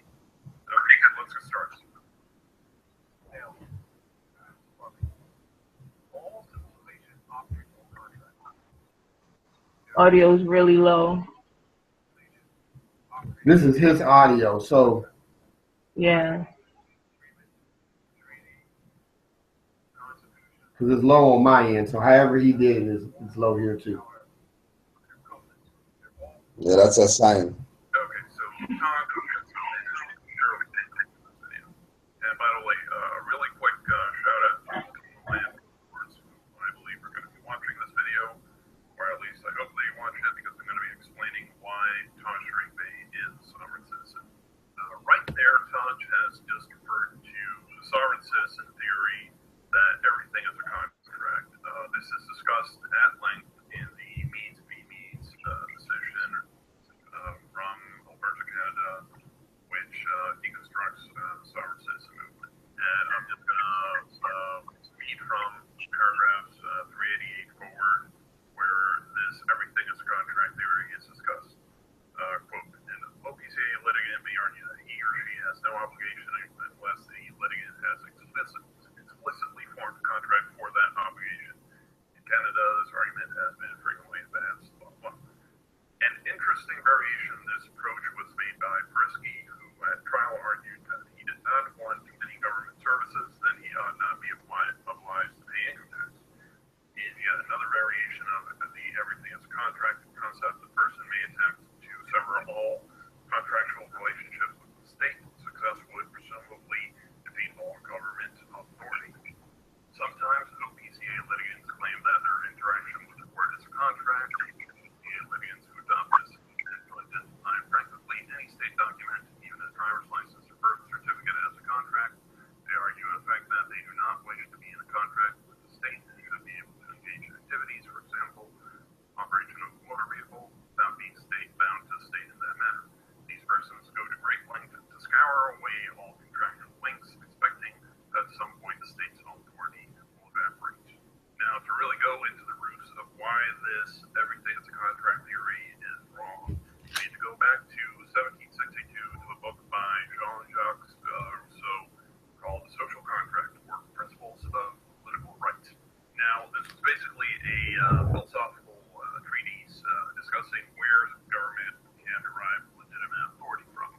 Now, I'm just going to use the Oxford Dictionary definition of the term because it's accurate and it's simple.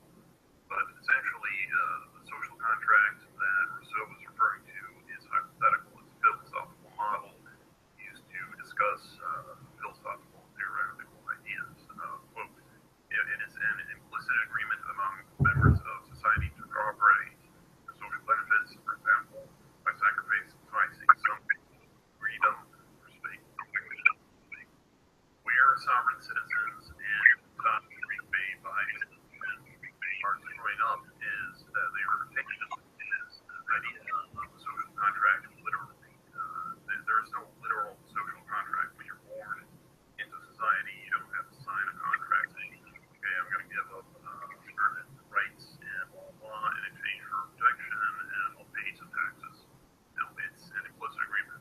Simply by being physically on the land, you are part of the social contract. Islam family? Yep, gotcha. I mean, during the time, just within that, you know, there's a lot that can just be spoken on as far as Right. you know, dealing with contracts. And you know, do you want to begin, and then I can Cujo, you can, you know, speak regarding the issue after. Okay. So the first thing that I would want everyone to understand is there's a difference between law and legalese. There's a huge difference there. Okay. One can speak law and then one can quote legalese that dispute it. That's not hard to do. We have to understand the historical facts that are present within the issue that we're speaking with or speaking about. The legalese become adopted with the Act of 1871, based on the coup d'etat of 1861. With this happening, you have the whole legalese of the government structure take place. When you go into certain aspects of law, you're going to see that everything that is being spoken about is valid. What makes it able to be confronted with legalese is the fact that those who are the de jure government have not yet completely stepped up. And so with this happening, you're going to see different things take place. First, other part is that Moors are not sovereign citizens. So let's get past that. Okay. Any Moor that is trying to make you believe in that we're sovereign citizens, that's incorrect. Todd said sovereign capacity. We have to understand the difference of the words that are being used here. Okay, in your sovereign capacity, you're dealing with inalienable, unalienable, non-contractable rights. Okay, nations are sovereign, and a nation, a republic, deals with the protection of the people.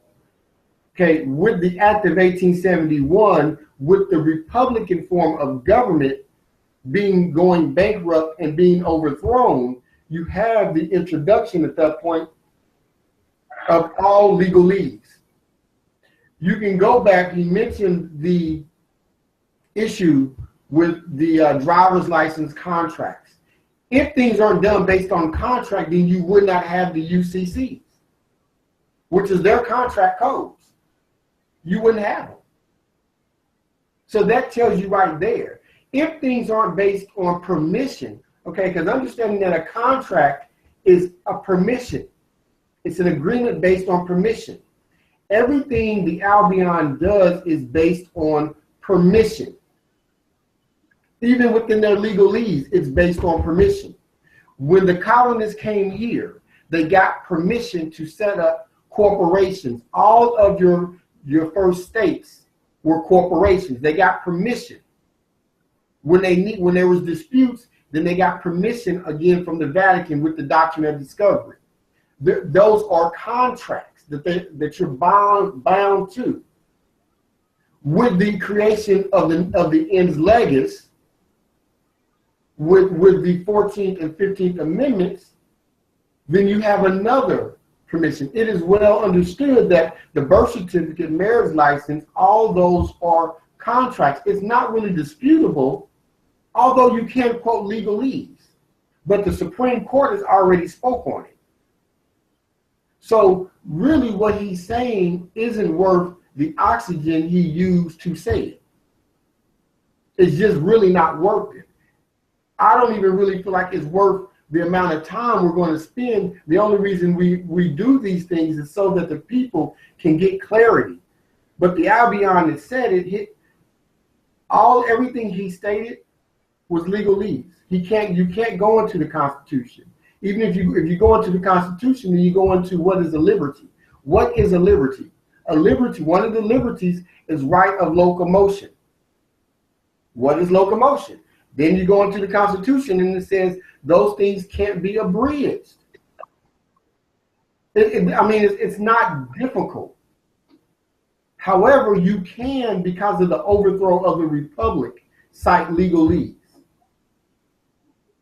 And so I yield the floor, but you know, the legalese jargon, you're going to always be able to do that. And those things are going to be prevalent until we do what we have to do to take back and reestablish the Republican form of government.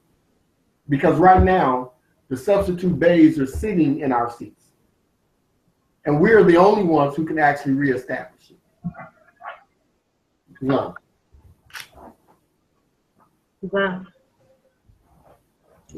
Brother Cujo? And just to quickly go further, as soon as individuals are taking the position of whose legalese that Moors are wrong, teaching bad or whatever, they are democracy agents. Mm-hmm. That's it.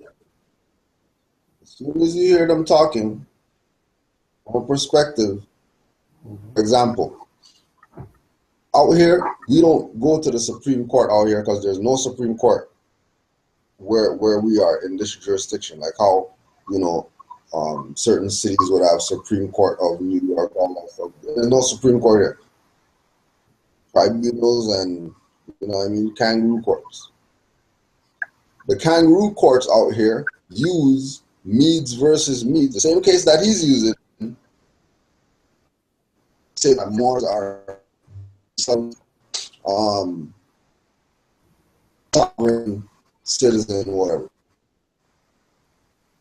We know that they're de facto, but they're using legalese to try to discredit Moors. If he's using the same legalese that the corporate jurisdictions here are using fence for the activity that Moors are doing, he works with those people. Because why would you use Medes versus Medes? Of all the, just go check the record of all the different, you know what I mean, so-called that went to court or whatever, that's the one that they use. You know, but what does that have to do with? That has to do with the fact that versus Medes, Moors who had cases with immigration and stuff like that, that they're saying, or they're fraud, trying to escape or whatever like that, but still here. Nobody's coming kicking their door and talking about their immigrant or whatever like that, get them out of here. They go to war, all that. It's not bound to the continent by heritage. Right? But it seems that people want to try to get our people out of that concept here. There's nowhere else to go. Ask the people who went to Liberia. They know where to go. Ask all those Rastas that went to Shashamani. They know where to go. You're going to leave here, go there, and get stung by some or whatever like that, and lose your life. You're going back home over there when you're from here, and then you're calling over here the West, and calling over here wilderness of North America and all that stuff. This is your vast estate. I mean, so everybody comes here. Everybody Sorry comes to interject. here. Yeah, but everybody come here trying to set up shop. Why? You know, while they're distracting us to look over the water, over to the next side. Clearly there's a reason, you know. And with the people being so ignorant of what's going on in their own backyard and really adhering to these false stories that the modern European, the same one that they complain about so much, the same one that they know lied to them, know that they have a double tongue, you know, they speak with a double tongue, you can't trust them, You know, they don't have our best interests at heart. The same ones that they sit there and they curse and they know is an enemy to them or whatever, you know, they'll hold to a story that when you back check it, you fact check it, you can clearly see it's not, you know, nothing like that can even scientifically be possible. Such as the little boat that they claim that we came on over here. Mm-hmm. You know, in the amount, you know, the mass amount that they claim it to be. You know, just to add on to what you're saying, you know, Islam.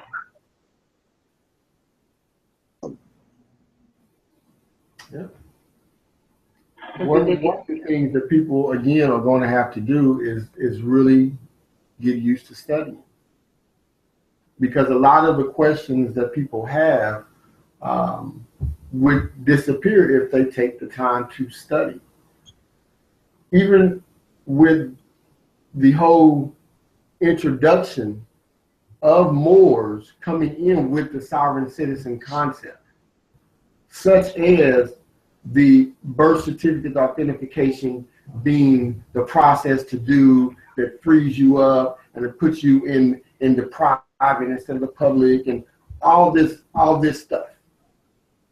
And you have so many Moors falling for it, the same way you have Moors falling for when you listen to, you know, people like the Albion, or you listen to people on Signet, or, you know, TV or whatever that thing is called. When you hear these things, it's a lot of times the lack of the fact that people aren't studying. We've got to get out of this rat race where everyone's looking for that quick fix. If people can get out of that habit there and take their time. I had a Moor who asked me do I think that they should study? I think it was trust law. And I'm asking them, why are you a Moor? Do you know that? Tell me, why are you a Moor? Have you read the Quran? Because if you haven't got to those concepts, then the other concepts you don't even need to be dilly-dallying with yet. And that's part of the issue, is that you don't have enough people sitting down, going over the needed material. Everyone's, you know, doing the YouTube scholarship the quick way, and don't have the books in front of them, studying with the marker, with the light, with the water. And we've got to get the people to start doing that and stop looking for people to lead them with the knowledge. You're looking on YouTube because you're looking for a leader a lot of times. It's one thing to go through a YouTube lecture and break down stuff. And if you're breaking down things, then a lot of the questions that people have, you would never come with. When you hear someone speak about things, you would already have done the knowledge on it from watching the YouTube lecture, looked up every single word that someone spoke that you don't know, looked up the information they presented, looked at the books too, and all of that. The history and the information is just simply in the words, but people aren't willing to do that hard work. They just want to watch a YouTube and be able to spit out the same thing that the people in the YouTube videos are doing when we're doing lectures and all those things. We've got to get people out of those habits. And guys like this would go away. Guys like Sinetta would go away. Those people feed on the fact that people don't study. You see, that's what they feed on. Reggie, Polite, they feed on the fact that people don't study. That's all they feed on. They feed you a bunch of nonsense because you don't study. And if you study, you would be able to see, you know, outside of the fact that this dude is on a bus, you know, with women twerking. I mean, outside of that, you know, you should still be able to see that these people are frauds. But people can't because they're not studying. They got to change those habits. Islam. Hey, Brother Kuju, do you have any closing comments?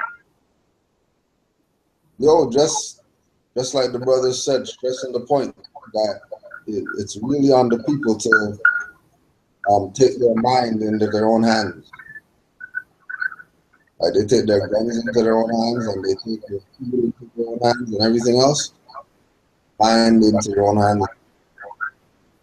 And make sure you nurture your mind with right knowledge. Treat those seeds well. give them light, give them water. Fruition could manifest. Without fruition, there's no exercise of moral nationality.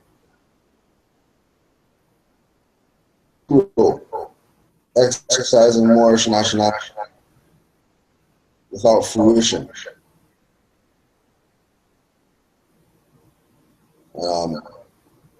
Second, Islam to self-mother, having the platform.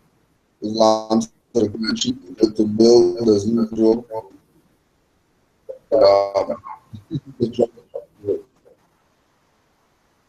The jump.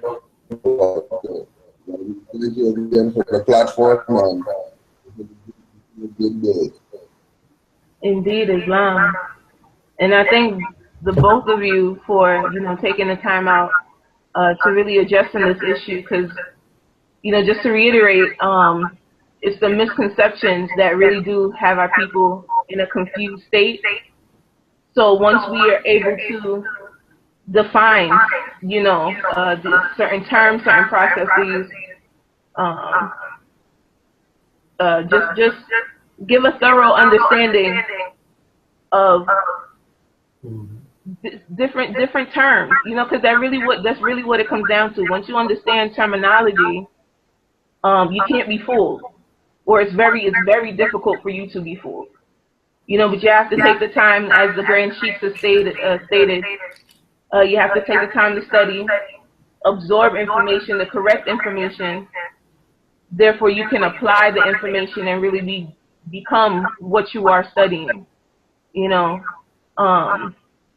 Just before I close out, I want to put on the record that the Albion, he had a part 2 to the to the video, and within it he states that RVBaypublications.com is Taj's website, and it puts out information that has no legal rationale. It's lawful information. It's lawful information for one. So, Brother Ramiel, you already went into the difference between lawful and legal. And I also want to put on the record that it is not Taj's website. RV Bay Publications is not Taj's website. Once again, you will see certain, I'm hearing reverberation in the back, but throwing me off. You'll see certain information from Taj on the site, for all Moors to utilize, but it's not his site. I just wanted to put that out there, and I'm going to end the broadcast with that. Islam to the Prophet, Sheikh Sharif Abdul Ali. Islam to all my Moors.